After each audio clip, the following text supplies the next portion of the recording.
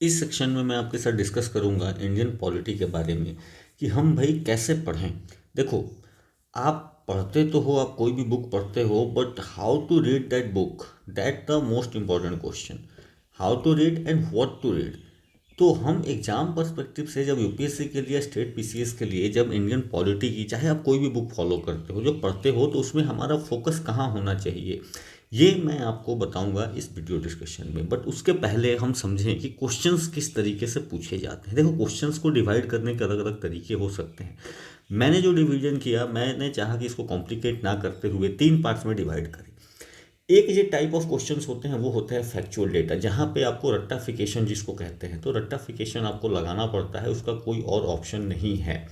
जैसे ये क्वेश्चन अगर आप देखो कि विच one of the following is not a fundamental duty. अब ये सिंपली अगर आपने फंडामेंटल ड्यूटी को ध्यान से पढ़ा है, आपको याद है, then you can easily find out कि इसका ऑप्शन क्या होगा। सिमिलरली, ये अगर लीगल सर्विसेज अथॉरिटी की बात करी गई कि free legal services to which one of the following citizens, किसको ये लीगल फ्री लीगल सर्विसेज मिलती हैं, तो अगर आपने ये स्टेटमेंट पढ़ा है तो आप लगा सकते हो, नहीं पढ़ा है तो काफ़ी मुश्किल होगी, क्योंकि यहाँ पे आप देखो इस तरीके के फैक्चुअल डेटा जो है वो गिवन है। राइट, तो एक टाइप तो आपको ये बनता है क्वेश्चन का। इसी तरीके से which one of the following is added to DPSP by the 42nd amendment. तो ये अगर आपको पता है कि 42nd अमेंडमेंट में कौन कौन से चेंजेस हुए थे, then you will be able to solve. If not, you are not going to solve it. दूसरा जो टाइप है that is the conceptual type. Conceptual, जहाँ पे आपकी अंडरस्टैंडिंग टेस्ट होती है, आपको रट्टाफिकेशन से यहाँ काम नहीं चलेगा। यहाँ पे यू नीड टू नो कि जो मैं जान रहा हूँ कितना सही जान रहा हूँ। जैसे अब बात हो गई राइट्स, तो अब राइट्स का क्या मतलब होता है, what do you mean by the rights. तो rights are claims of the state against the citizen, rights are privileges. ठीक है, तो ये इसमें से क्या है, अगर आपको राइट्स पता हो तो ये आपको कॉन्सेप्चुअल अंडरस्टैंडिंग पूछती है। साथ ही साथ विच one of the following factors constitute the best safeguard of liberty in a liberal democracy.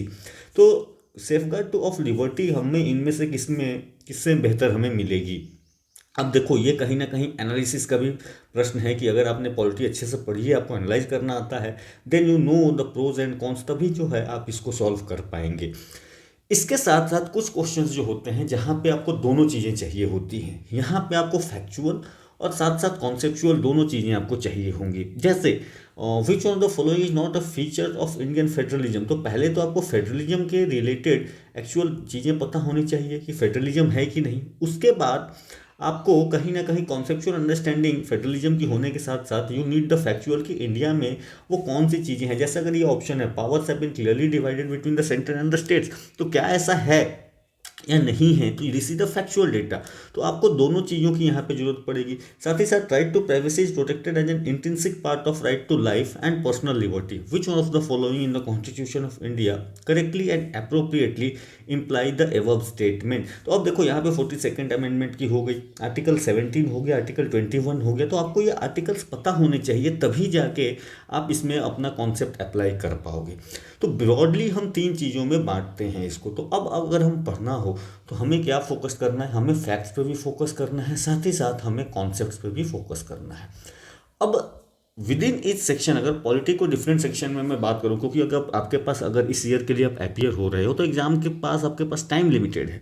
तो आखिर हम क्या चीज़ें पढ़ें और कैसे पढ़ें, तो ये मैं आपको डिस्कस करूंगा आने वाले स्लाइड्स में।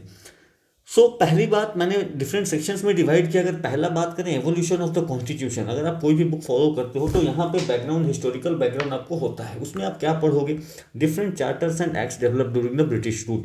अब ये चार्टर्स एंड एक्ट क्या थे, तो आपको 1793 का regulating act, 1784 Pitt's India act, 19 आपको जो है 1813, 1833, ये सारे एक्ट्स में क्या क्या डेवलपमेंट हुआ, आप इसको हिस्ट्री के पार्ट से भी पढ़ सकते हो, बट आप इसको कॉन्स्टिट्यूशन के हिसाब से भी पढ़ सकते हो।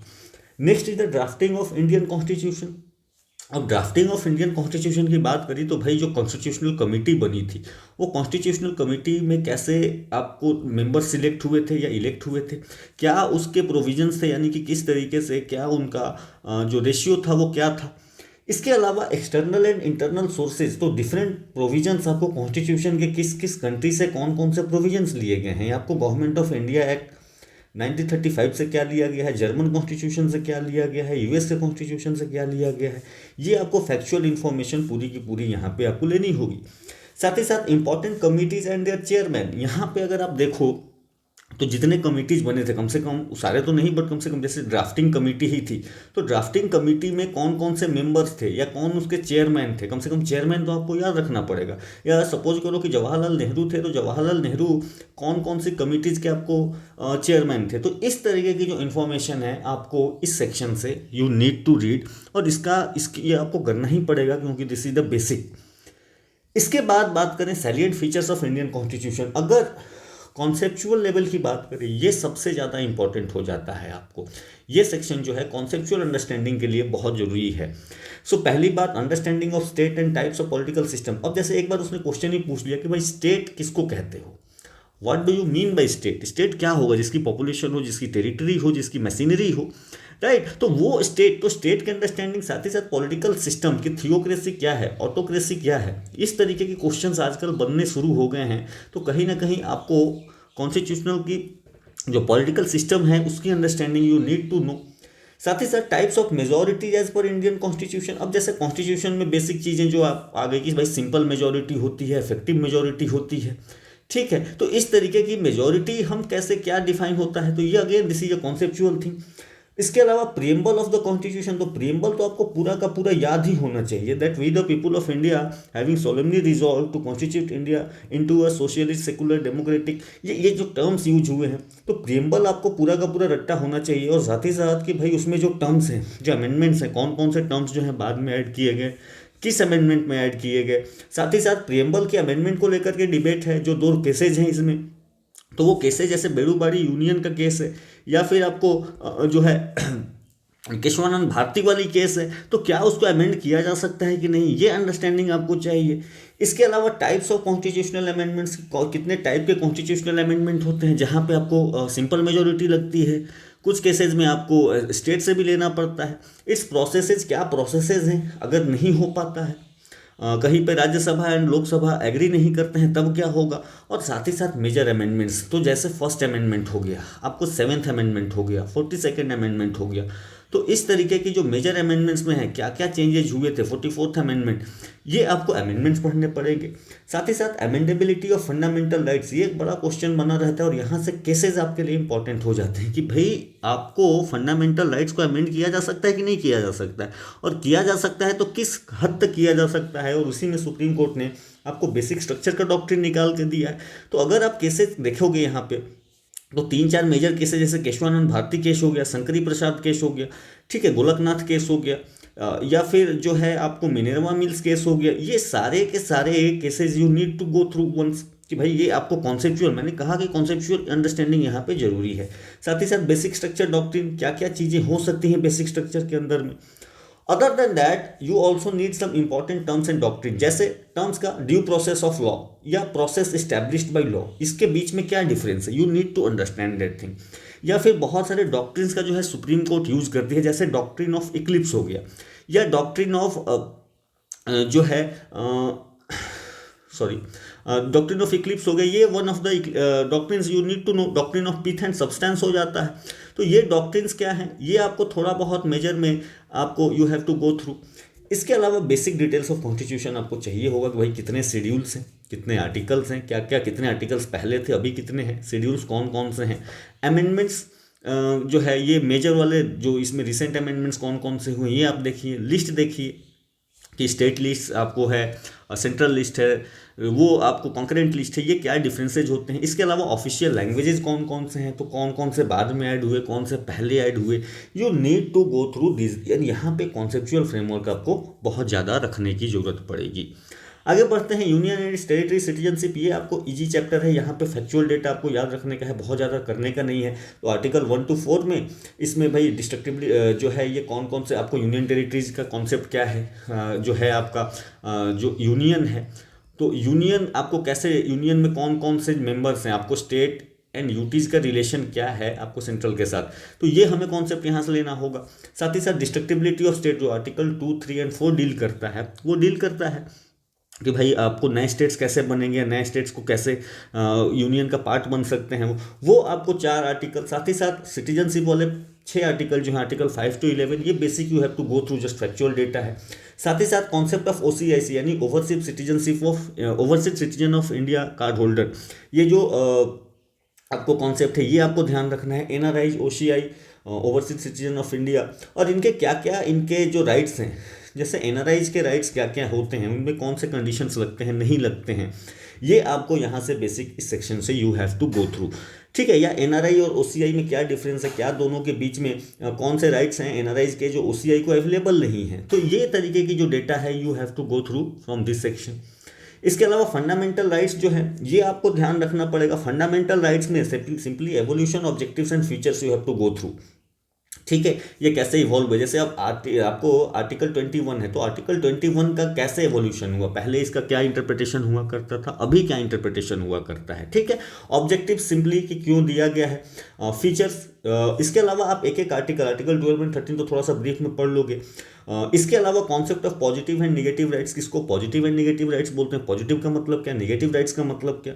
इसके अलावा राइट टू इक्वालिटी, ये तो आपको चाहिए ही चाहिए। आर्टिकल 14, आर्टिकल जो है 14, 15 एंड 16 जो हम देखते हैं, तो इसके एक एक प्रोविजंस को you have to go through detail. Special provisions है कि भाई वीमेन के लिए क्या है, वीकर सेक्शन के लिए क्या है, ये आपको डिटेल में you have to go through. Amendments हुए हैं तो क्या हुए हैं, ठीक है। Simply right to freedom, article 19(1), article 19 जो है ये आपको जरूरत पड़ेगी क्योंकि इसको लेके ये हमेशा न्यूज में बने रहता है। राइट अगेंस्ट एक्सप्लॉयटेशन, इनको आप ब्रीफ में पढ़ते हुए निकल सकते हो। Right to freedom of religion, ये अगर बात करें तो इसमें अगेन कॉन्सेप्ट्स आपको जो आर्टिकल 25, 26 जो है 27 एंड 28, ठीक है, ये आपको you have to go through each of the article. साथ ही साथ रिस्ट्रिक्शन जो है, जैसे सेकुलर एक्टिविटी, तो आर्टिकल 25(1) में रिस्ट्रिक्शन लगती है सेकुलर एक्टिविटी पे लेकर के, तो वो रिस्ट्रिक्शंस क्या है। सो कहने का मतलब you have to go through each of these articles in detail, very detail, ठीक है। Each article you have to go in very much detail, ये आपको करना पड़ेगा, ठीक है। इसके अलावा कॉन्स्टिट्यूशनल रिमेडी जो आर्टिकल 32 का है, और इसी में आपको रिट्स जो हैं, तो जैसे हैबियस कॉर्पस के रिट्स हो गए, तो हैबियस कॉर्पस के रिट्स जो हैं ये किस किस कंडीशन में अप्लाई होते हैं, क्या क्या इसमें कंडीशन होती हैं, ठीक है। कौन दे सकता है, आपको सुप्रीम कोर्ट दे सकता है कि हाई कोर्ट दे सकता है, ये आपको यहाँ पे जानने का है। And interplay during emergency, article 32 जो है ये आपको किस तरीके से इमरजेंसी के टाइम में, तो यहाँ से आपको आर्टिकल जो है 358, 359 ये आपको देखना पड़ेगा कि इनके साथ क्या रिलेशन इनका चलता है। और ब्रीफ रीडिंग आपको आर्टिकल 33 to 35, क्योंकि ये बहुत ज़्यादा इंपॉर्टेंट नहीं है, बट यहाँ पे मार्शल लॉ वगैरह थोड़ा सा है, राइट टू मेक जो है लॉज, वो कहीं ना कहीं यहाँ पे आता है, तो you have to go through this in very brief. इसके अलावा डीपीएसपी एंड फंडामेंटल ड्यूटीज़ की बात करें तो एवोल्यूशन, ऑब्जेक्टिव्स एंड फीचर्स, तो ये आपको इनके भी पढ़ने पड़ेंगे।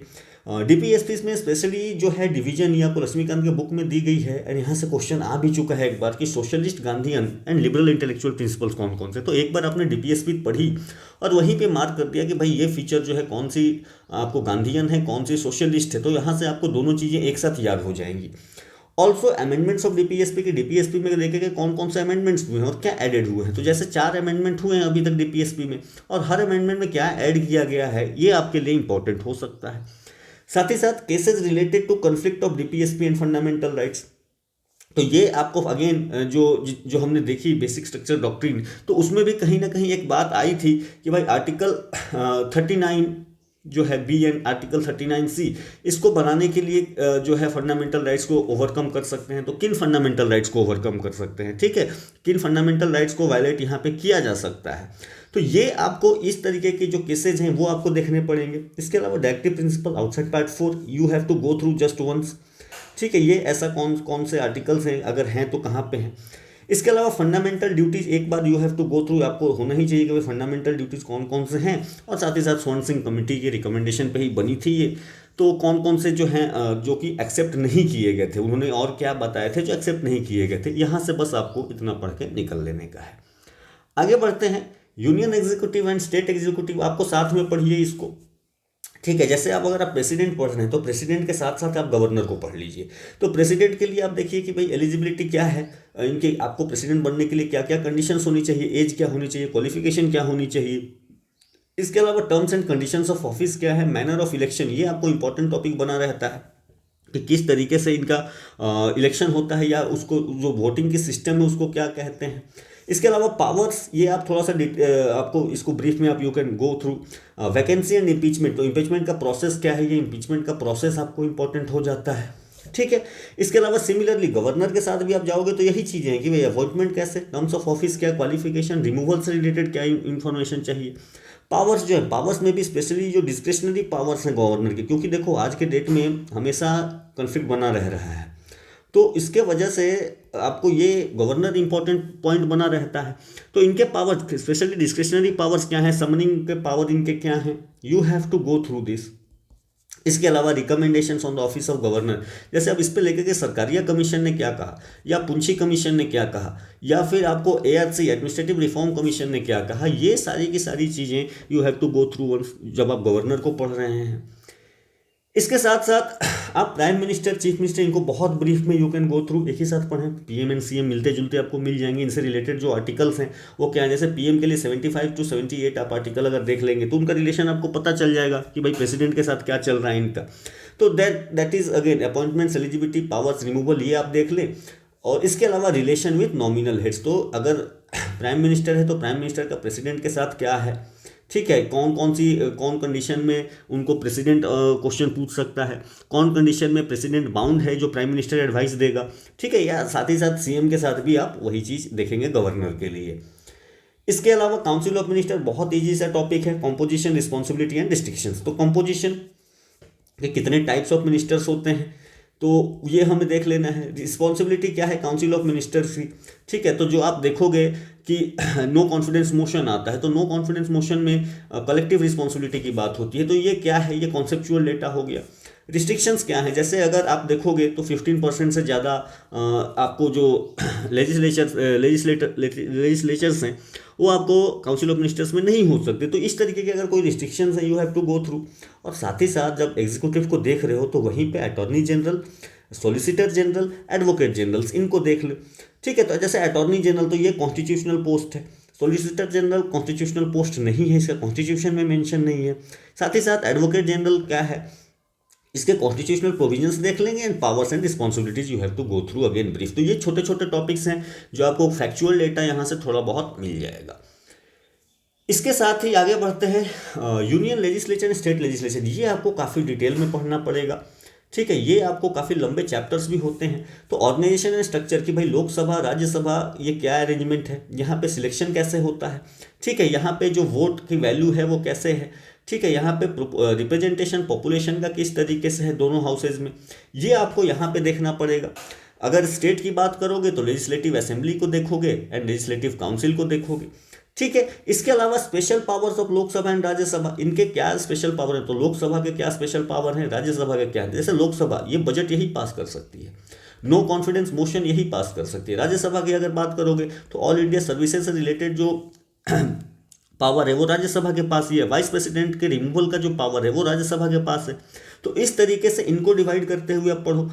आपको लेजिस्लेटिव असेंबली में और लेजिस्लेटिव काउंसिल में तो उतना नहीं करना पड़ेगा, बट हाँ यहाँ पे लोकसभा एंड राज्यसभा में करना पड़ेगा। साथ ही साथ क्वालिफिकेशन एंड डिसक्वालिफिकेशन की बात होगी कि भाई क्या इलेक्ट होने के लिए क्या क्वालिफिकेशन और डिसक्वालिफिकेशन किन किन कंडीशंस में लगते हैं, ठीक है, और डिसक्वालिफिकेशन से किन कौन से प्रोविजंस हैं जो कि आपको डिसक्वालिफिकेशन से बचाते भी हैं। साथ ही साथ functioning of parliament, different sessions end devices, जैसे अब आपको पूछ लिया कि भाई एडजर्नमेंट एंड प्रोरोगेशन में क्या डिफरेंस है, तो ये आपको इस तरीके के सेशंस के बारे में ये चीज़ पता होनी चाहिए। डिवाइसेज, बहुत सारे जो इससे डिवाइसेज यूज होते हैं, जैसे क्वेश्चन आवर यूज हो गया, तो ये कौन कौन से डिवाइसेज हैं जो पार्लियामेंट्री जो फंक्शनिंग है उसमें यूज होती है, तो ये अपने को देखना है। पार्लियामेंट्री प्रिविलेजेस एंड इम्यूनिटीज़ क्या क्या हैं, तो आर्टिकल जो है आपको ये बताता है कि भाई पार्लियामेंट्री कौन सी प्रिविलेजेस हैं। तो मान लो कि पार्लियामेंट की पूरी प्रिविलेजेस होती है, उसके अलावा इंडिविजुअल प्रिविलेजेस भी होते हैं जो एमपीज़ के होते हैं, ये अपने आप को देखना है।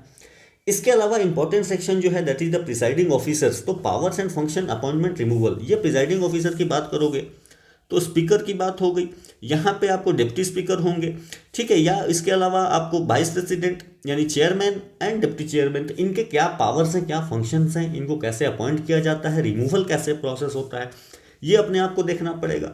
इसके अलावा लेजिस्लेटिव प्रोसीड्यूर्स कि भाई आपको बिल पास होता है, कोई एक्ट पास होता है तो कौन कौन से स्टेजेस से गुजरता है, ठीक है। इसके अलावा कमिटीज, हमें ये थोड़ा सा ध्यान से देखना पड़ेगा। कमिटीज जो है कि डिफरेंट टाइप ऑफ कमिटीज़ बनती हैं, उनका उनका क्या कॉम्पोजिशन है, कि कितने मेंबर्स जो हैं राज्यसभा से आएंगे, कितने मेंबर्स लोकसभा से आएंगे, उनकी ड्यूटी क्या है, उनकी रिस्पॉन्सिबिलिटी क्या है। तो ये आपको कमिटीज़, ठीक है, ये देखना पड़ेगा। टाइप्स ऑफ बिल्स में आप देख लेंगे कि भाई कितने टाइप्स के बिल होते हैं, नहीं कॉन्स्टिट्यूशनल अमेंडमेंट बिल कौन सा है, फाइनेंस बिल कौन सा है, तो ये डिफरेंस यहाँ से आपको देखने का है। साथ ही साथ बजट जो है इस साल क्योंकि इंटरिम बजट पेश हुआ है, तो बजट थोड़ा सा आप ध्यान से देख लेंगे कि बजट पास होने का प्रोसेस क्या चलता है, और साथ ही साथ कॉन्स्टिट्यूशनल अमेंडमेंट की इसके लिए क्या प्रोसीड्यूर है। तो these are the major topics that you have to go through union legislature and state legislature को जब आप कर रहे हैं। इसी के साथ जुडिशियरी को अगर आप देखोगे तो हायर जुडिशियरी मैं you have to go through कि भाई Supreme Court and High Court में जब आप पढ़ोगे तो एक साथ पढ़ो इनको कि इनके जुरिस्डिक्शन कौन कौन से हैं, ठीक है, अपॉइंटमेंट्स ऑफ जजेस कैसे होता है, रिमूवल का प्रोसेस क्या है, तो क्योंकि दोनों का ही सेम है तो ये आपको हेल्प कर देगा। यहाँ पे कंपैरेटिव कर लोगे कि आपको कौन से पावर जो है सुप्रीम कोर्ट के पास है, हाई कोर्ट के पास नहीं है। और टाइप्स ऑफ जजेस, ठीक है, तो टाइप्स ऑफ जजेस भी आपको दोनों supreme Court and High Court में कंपैरेटिव पढ़ लोगे कि कितने टाइप ऑफ जजेस होते हैं, ठीक है। जैसे आपको अगर चीफ जस्टिस को जरूरत पड़ी तो वो आपको रिटायर्ड जजेस को भी लेके आता है, तो वो क्या प्रोविजन है, उसमें क्या डिफरेंसेस हैं, क्योंकि supreme Court and High Court में दोनों के केस में ये डिफरेंस है, तो ये आपको देख लेने का है। साथ ही साथ special powers of supreme Court and High court के कुछ पावर जो है वो स्पेशली सुप्रीम कोर्ट के पास ही हैं, कुछ पावर जो हैं वो हाई कोर्ट के पास हैं, तो वो कौन से पावर हैं वो हमें देख लेने का पड़ेगा। साथ ही साथ judiciary executive and judiciary legislature relation, कि जुडिशरी एंड एग्जीक्यूटिव के बीच में क्या रिलेशन चलते हैं, या जुडिशरी लेजिस्लेचर की, जैसे अगर कोई बिल पास हुआ तो उसको कौन कौन से बिल्स को कौन स्टे कर सकता है। तो जैसे कोई आपने लॉ पास किया और उस लॉ को अगर जुडिशरी स्टे करना चाहती है तो हाई कोर्ट कर सकती है कि सुप्रीम कोर्ट कर सकती है, इस तरीके के related information you have to go through, ठीक है। इसके अलावा सबऑर्डिनेट कोर्ट्स एंड लोक अदालत, अगर दूसरे टाइप की जुडिशरी की बात करें तो आपको बस बेसिक अंडरस्टैंडिंग यहाँ पे चाहिए स्ट्रक्चर एंड ऑर्गेनाइजेशन की, सेशन कोर्ट क्या होता है एंड डिस्ट्रिक्ट कोर्ट क्या, सिविल कोर्ट क्या होता है, ठीक है, तो ये अपने को चाहिए। अब क्योंकि हर स्टेट के लिए अलग अलग है तो यूपीएससी के लिए पर्सपेक्टिव से हमें याद रखना पॉसिबल नहीं होगा, बट फिर भी जो बेसिक डिवीजन है वो यू नीड टू अंडरस्टैंड। इनका जो अपॉइंटमेंट है वो कौन करता है, यहाँ पे हाई कोर्ट का क्या रोल है, गवर्नर का क्या रोल है, एंड जुडिशियल सर्विसेज का क्या रोल है, ये अपने को क्लियर चाहिए। जुरिस्डिक्शन किसका कितना होता है, ठीक है। इसके अलावा जो है एक इंपॉर्टेंट सेक्शन आपको बनता है रिलेटेड टू लोक अदालत, ग्राम न्यायालय, ये इनके जो प्रोविजंस है, जो अल्टरनेटिव डिस्प्यूट रेजोल्यूशन के तरीके हैं, you have to go through the all India judicial services, क्योंकि ये बराबर न्यूज में बना रहता है, नालसा का क्या है, क्या रोल है इसका, ठीक है। इसके अलावा ई गवर्नेंस, बहुत सारे प्रोजेक्ट अभी जो हैं वो आपको चल रहे हैं तो उनका क्या रोल है, ये भी अपने आप को यहाँ से देख लेने का है।